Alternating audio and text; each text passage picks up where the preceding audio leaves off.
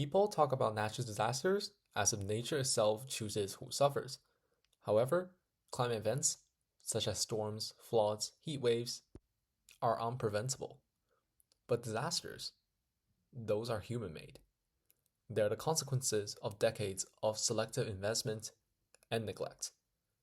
This episode is about how infrastructure, urban plannings, and social policy decides who survives and who pays the eventual price.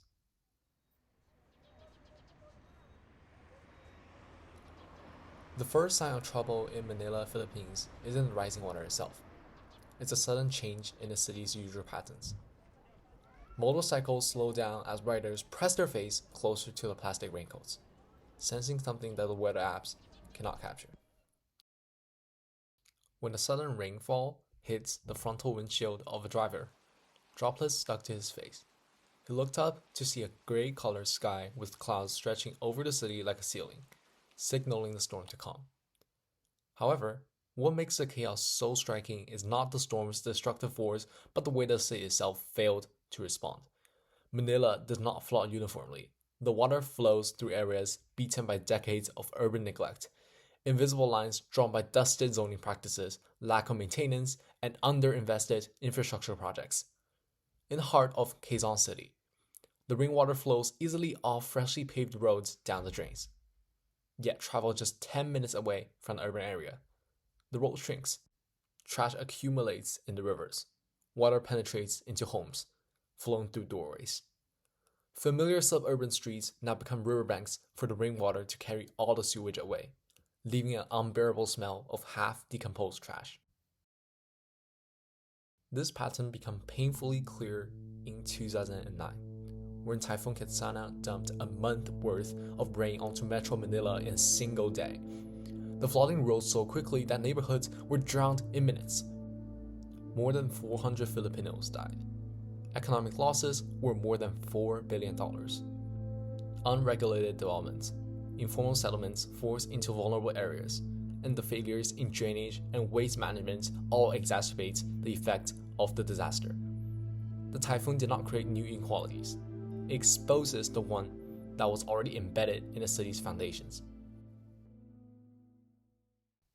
What the disaster reveals is far more than physical differences. It exposes a moral inequity. Urban neglect is not neutral. The lines that guide the flow of water are the same lines that have historically guided investment, opportunities, and safety. These zoning laws that pushes family towards rivers and creeks, and infrastructural budgets that ignore marginalized communities are truly intentional. From a climate ethic perspective, this raises a concerning question.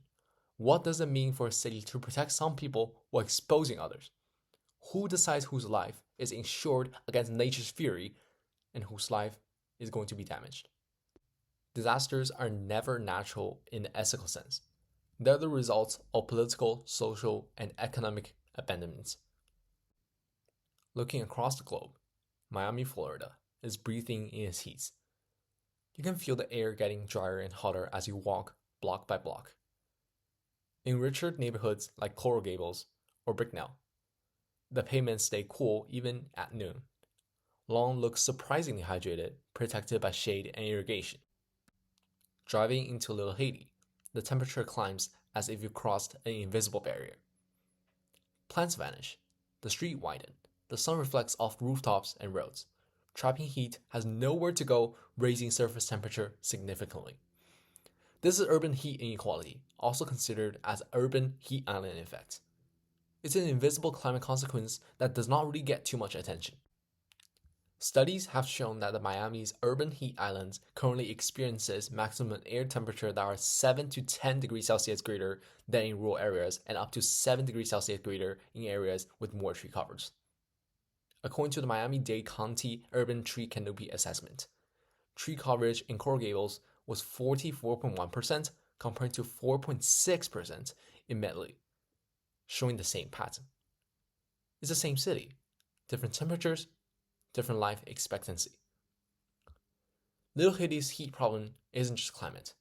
It traces back to discriminatory redlining maps from the 1930s. Banks refused to invest in predominantly black neighborhoods. Shade wasn't designed there. Parks weren't funded. highways cut right through the community. Climate events amplify inequalities that were already built into the city's skeleton. And the real threat isn't rising heat. It's the infrastructure that determines who can survive it, because ultimately, we're experiencing different temperatures while living in connected neighborhoods. Manila and Miami are thousands of miles apart, shaped by different histories, cultures, and governments. But both produce similar results. Climate disasters are not equal opportunity forces.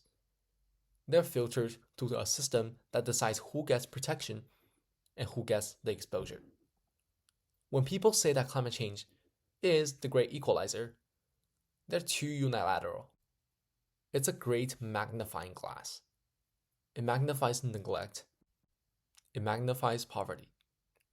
So the next time we see headlines saying that a storm devastated a city, we should ask a different question. What human decisions made devastation the most predictable outcome? Because fixing climate disasters is about redesigning the system that determines people's fate.